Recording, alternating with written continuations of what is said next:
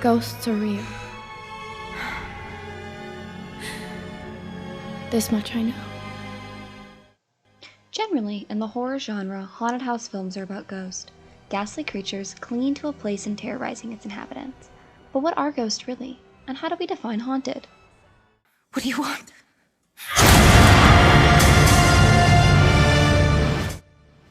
For my senior independent study, I examined the Gothic influence on contemporary horror cinema of the 2010s by conducting a comparative film analysis of the movies The Babadook, The Invitation, and Crimson Peak. In doing so, I analyzed the haunted house iconography of these three films, identified intertextual Gothic references, and connected the themes, narratives, and cultural critiques that the films share. In this video essay, I will be highlighting some of the major observations from my thesis. I will describe the use of haunted houses and the themes of tragic loss and memories and ghosts. If you would like to learn more about my research, you can check out my Scalar book at scalar.worcesterdigital.org/ghost of grief. Here you can read my full thesis and interact with media content related to my topic.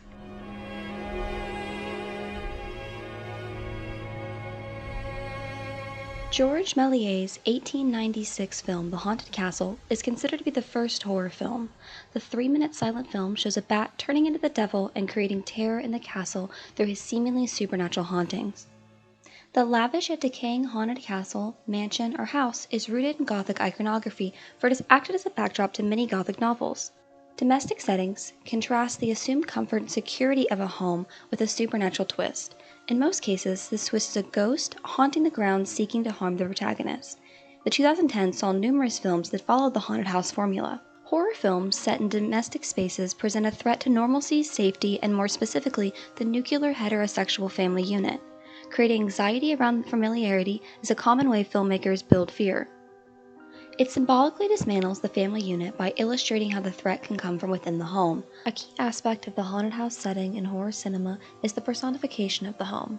It is not enough for the film to just be set in a house, the house must act as a character. What distinguishes a haunted house movie from a movie merely set inside a house is the presence of a haunting. But a haunting doesn't have to be a ghost in the literal sense. A haunting can be something left lingering, something that is tethered to a location in which the film is set. Thus, while a haunting is often a ghost, in some cases it can be a person, monster, or memory. This is my house! You're trespassing in my house! Houses in horror are a trope often used to situate individuals in the same secluded location. In horror cinema, haunted houses are generally isolated, old, dark, vast, and dangerous. The setting, more broadly, is one dimension of the film that helps establish tone, and within the Gothic genre, there is no better example than the haunted house. The tone is important to a film as it tells the audience how they should feel in response to a scene or the whole film. In The Babadook, fear is created through the film's unique style and tone, exemplified in the setting. Cool, melancholy colors like blues and grays underscore the dreary and hollow existence for Amelia and Samuel. Crimson Peak's Alderdale Hall is a rotting labyrinth of ghosts, Gothic architecture, and bold shades of green that make the mansion oddly enchanting. Unlike the home in The Babadook, Alderdale Hall elicits a captivated response from audiences. But what the houses do have in common is their intentional disorganization, which mirrors the inner turmoil of the characters who live within it. The Babadook uses color and production design to set the tone of Amelia's life.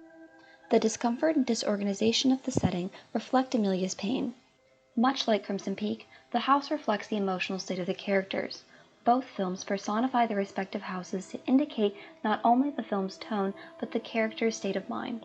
The Invitation takes place in the main character Will's former home. Rather than being frightening on its own, the sinister attitude of the characters is what makes the location scary. The home seems inviting and ominous, leaving audiences unsure if they should be worried about the safety of the characters. This reflects Will's feelings, weary of the dinner party and actively seeking evidence to show that something suspicious is occurring. Will's ex-wife Eden has remodeled the home since Will last lived there. He sees the changes as odd and out of character. Eden has changed since they were married too. Will struggles to trust or understand the new version of her. In each film, the characters embodied through the houses are the aggressors or antagonists of the story. By reflecting the villainous characters' feelings onto the house, the setting becomes just as scary as they are. These characters also prevent others from leaving the house. their personal emotional ties to the houses make them unable to escape their setting, juxtaposed against the intentional isolation of the protagonist.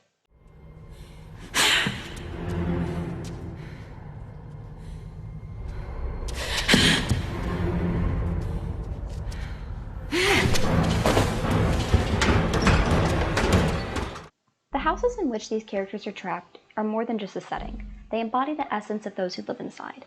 The protagonists are in a dark place after being plagued by trauma and loss. The haunted houses in these films hold on to the pain and then transform it into suffering.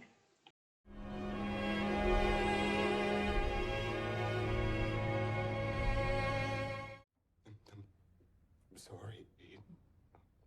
I know it's hard, Will. But you can't criticize us for finding our own way through this. I've never done that to you.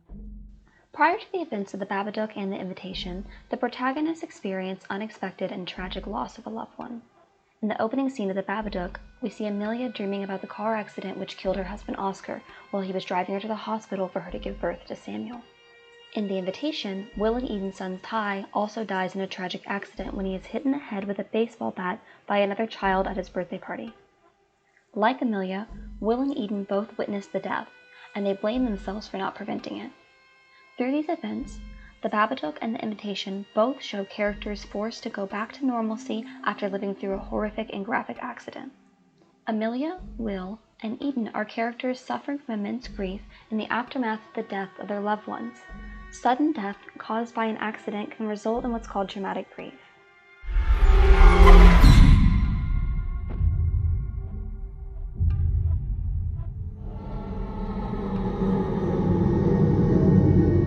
In The Babadook and The Invitation, it is not a supernatural threat that initially disturbs their lives, but rather a realistic tragic accident that could happen to any family. These characters, unable to cope with their grief, find themselves in life-threatening situations. In Crimson Peak, Edith suddenly loses her father in what appears to be a tragic accident as well, but is actually a premeditated killing. His death acts as a stepping stone for the rest of the film. But it is not until Edith discovers that Lucille killed her father that his death becomes motivation for her actions. Unlike Amelia, Will, or Eden, Edith is not haunted by the death of her father, but instead is guided by her desire to discover the truth and bring about justice.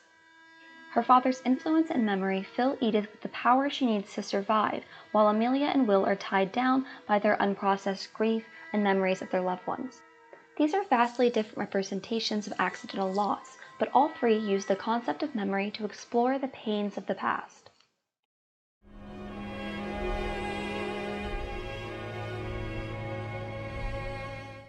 I can call Auntie Claire.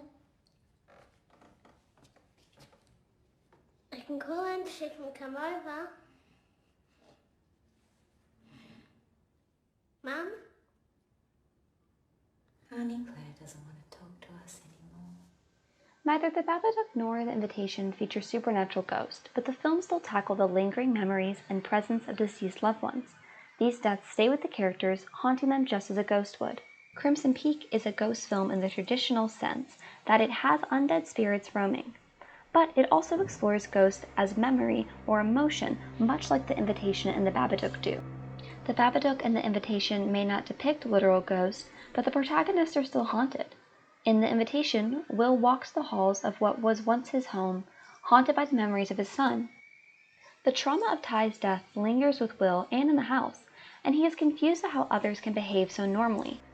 Will's reaction to the home is similar to Amelia's reaction to her husband's things, which she keeps in the basement. Instead of being haunted by actual ghosts, the characters are haunted by the ghostly memories. They both attempt to escape their trauma, but in the end, confronting their grief is the only way to save themselves. What Amelia, Will, and Edith all have in common is their character arcs hinge on confronting ghosts. The Babadook follows the transformation of Amelia and Samuel's relationship from distant to open when Amelia no longer sees Samuel as the reason for Oscar's death, but rather a companion in her grief and a reason to live. In The Invitation, Will has insight into how Eden feels as the couple grieve together. But after 2 years of no contact, Eden says she's let her pain go.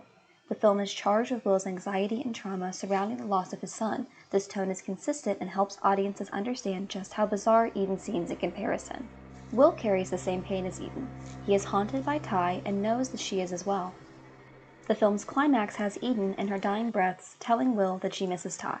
She asks him to carry her outside so she can die in the same spot that he did. Will spends Eden's last moments mourning with her and talking about the life of their son. The invitation does not have a happy ending, however, there is closure. Will must face the ghost of his past to survive and empathizes with Eden even though she tried to kill him. His attitude shifts from resentment towards Eden for running away to an understanding of why she did so. In Crimson Peak, empathy is a key tool for Edith as well. In Alderdale Hall, the ghosts of people who she did not know reveal themselves to her and warn her of the darkness that lives within the building. While Edith may not be witnessing her memories through the ghosts she sees, she does learn about their lives.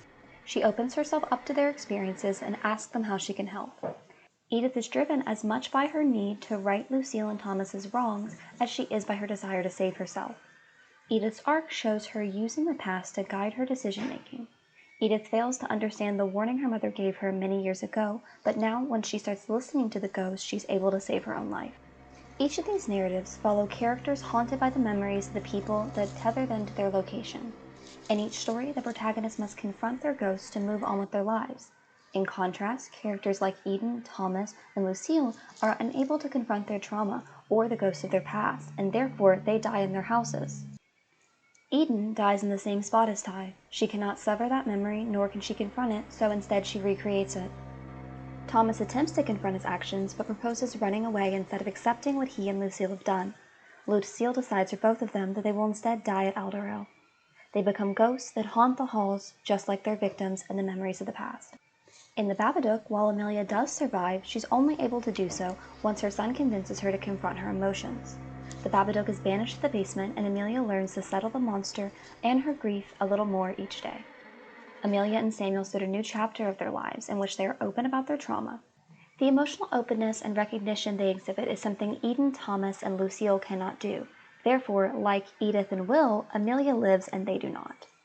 This is a deviation from prior Gothic ghost tales because, unlike other haunted house narratives, running away from the ghost is not enough. Instead, the theme of memory is used to convey a message of openness and accepting about one's own grief. What do you think? Does it look the part? It does.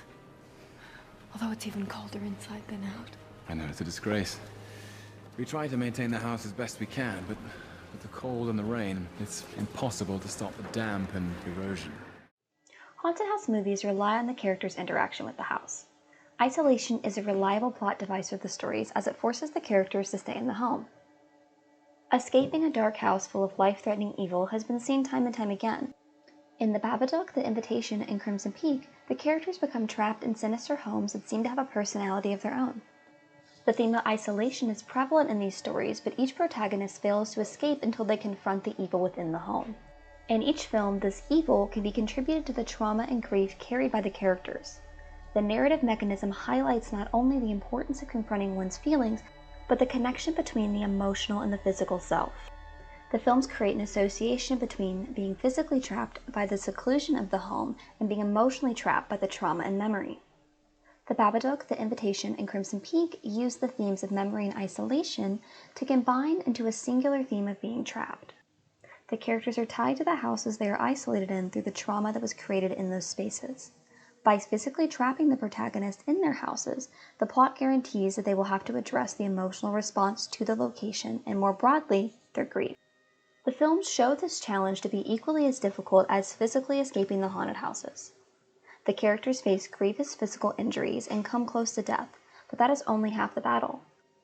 Equating physical restriction and harm to mental and emotional damage shows that both are legitimate, sometimes insurmountable obstacles. This nuanced understanding of isolation in horror films as more than just a physical confine is a new direction for the genre. The Babadook, The Invitation, and Crimson Peak create a new understanding of what it means to be trapped. The films argue that it is not enough to just run away from the monster, but rather the message is to embrace emotional openness and to treat mental suffering as equal to physical suffering. Happy birthday, sweetheart.